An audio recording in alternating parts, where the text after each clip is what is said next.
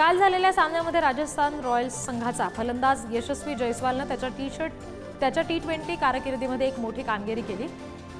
यशस्वी जयस्वालने त्याच्या टी20 कारकिर्दीमध्ये 3000 धावांचा टप्पा पूर्ण केला। जयस्वालने 3000 धावांचा टप्पा पूर्ण करत शुभमन गिलला मागे टाकलं। अहमदाबादमधील नरेंद्र मोदी स्टेडियमवर आज IPL 2025चा 5वा सामना खेळवला जाईल। 1,32,000 आसन क्षमता असलेलं हे स्टेडियम जगातील सर्वात मोठं क्रिकेट स्टेडियम आहे।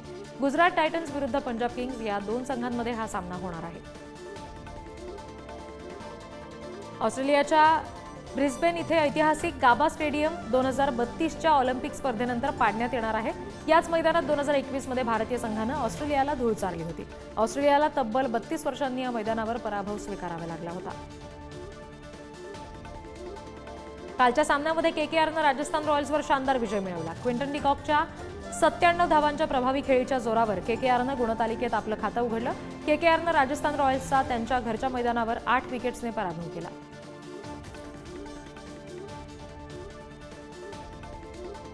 अहमदाबादमधील नरेंद्र मोदी स्टेडियमवर आज IPL 2025चा 5वा सामना खेळवला जाणार आहे। 1,32,000 आसन क्षमता असलेलं हे स्टेडियम जगातील सर्वात मोठे स्टेडियम आहे।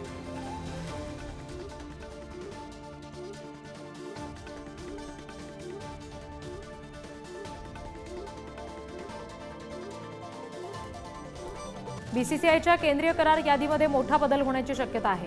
रोहित शर्मा आणि विराट कोहली यांना या यादीमध्ये मोठा धक्का बसू शकतो। त्यांना आधी A+ श्रेणीमध्ये समाविष्ट केलं जात होतं, पण आता रोहित आणि विराटनं टी20 क्रिकेटमधून निवृत्ती घेतली, त्यामुळे BCCI केंद्रीय करार यादीत मोठा बदल करू शकते।